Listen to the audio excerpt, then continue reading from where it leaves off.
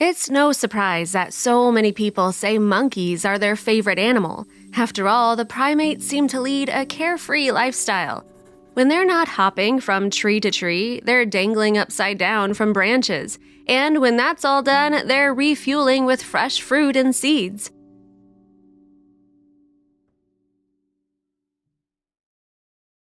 But that image of free, fun-loving animals wasn't what greeted the journalists who sneaked into multiple macaque breeding facilities in Laos. The primates in front of them had none of those typical qualities because they were being bred for a harrowing reason. It was 2011 when photojournalist Joanne MacArthur made her way to Southeast Asia with director Carol Arzakowski. But the pair weren't traveling across the world for pleasure. They were there to conduct an investigation into the breeding and exploitation of lab animals. The investigators and I went with barely a lead, but a lot of determination to find out how and where lab animals, primates specifically, were kept before being shipped to labs around the world. MacArthur later wrote on her website, We Animals. Of course, it wouldn't be possible for MacArthur and Arzakowski to walk right into these breeding facilities wearing their hearts on their sleeves, so they came up with a backstory. We said that Carol was buying them for labs, and he was also buying them for people who wanted to buy them for entertainment, MacArthur said in an interview with the Dodo.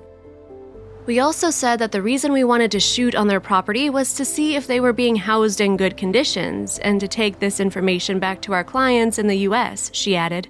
And with that, they talked their way into 3 separate lab animal breeding facilities in Laos. Inside, they found macaques, long-tailed primates most commonly found in Asia, being bred for scientific testing. These creatures are the most heavily traded monkey for research worldwide, MacArthur subsequently wrote on We Animals. And, as one might imagine, the facilities churning out lab animals were heartbreaking to see. These animals are basically just being kept alive, MacArthur told the Dodo. They're not getting much food, and there's a hierarchy in each cage. So the older monkeys get all the food, and the younger ones are left to scramble and fend for themselves, so there's a lot of starvation in these cages. The cages themselves are in a horrible state, full of urine, feces, and the bodies of some of their cage mates, MacArthur said.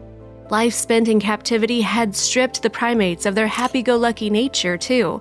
They bare their teeth, MacArthur added. They might charge you and then go back into the cage. Moreover, MacArthur's observations were just a snapshot of a wider problem in Laos and beyond. Indonesia, Cambodia, Vietnam, Mauritius, and China all have macaque breeding facilities too. In some places, even wild primates were caught in order to serve the same purpose. Whether farm-bred or wild, macaques were then shipped off to China, where they allegedly received forged papers necessary for them to be sent to science labs around the world. In 2015 alone, more than 11,000 macaques made their way to the US for research purposes. Unsurprisingly, life as a research subject led to discomfort and near-certain death for the animals involved. In many labs, primates underwent transplantation experiments, infection with deadly disease, or exposure to toxic materials, all for the sake of science. Primates will be used in toxicity testing, where animals are given high doses of a new chemical or a new product until 50% of them die, Dr. Teresa Capaldo, executive director of the New England Anti-Vivisection Society, told the Dodo. Or an airplane mask will be secured to their heads and they'll be forced to inhale toxic substances.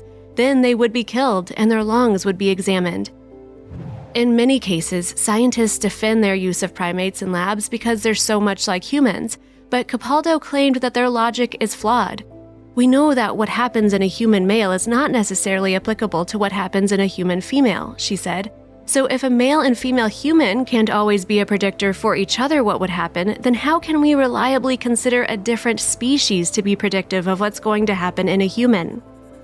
Cruelty Free International's chief executive, Michelle Thu, said that modern medical imaging, brain modeling, and the study of human cell cultures meant that primates were no longer needed in research labs.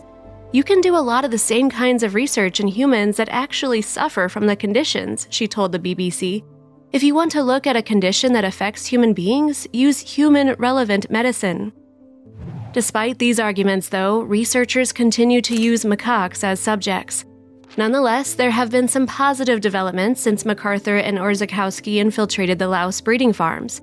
For instance, in 2016, the Convention on the International Trade in Endangered Species of Wild Fauna and Flora, CITES, stripped Laos of its right to ship out macaques for research purposes. And MacArthur and Orzechowski's undercover work also led to the closure of 2 of the macaque farms that they visited. But while that can be counted as a victory of sorts, the photojournalist pointed out that there were countless other breeders who continued their efforts. She urged those people involved to take a closer look at the creatures they were breeding, testing, and harming. We often think of lab animals within the lab, but what was their life like before that time? She asked. They knew freedom, they knew trees and family and choice, and then they were put into these hellholes. Capaldo went one step further, telling the dodo that animal testing is a poor model. It's always a flawed model, and it's often a dangerous model, and no researcher would deny that. Their argument would be, well, we have no choice, this is how we need to do it, but there are better approaches. Still, her plea has gone unanswered. According to the Humane Society, 80% of countries continue to allow animal testing. That very practice, of course, was what inspired MacArthur's work in the first place. The lives of these animals are so completely unassociated with the products we use, and that's why I take these images to make the connection with A and B, the photojournalist told the dodo. The animals' lives are worth considering.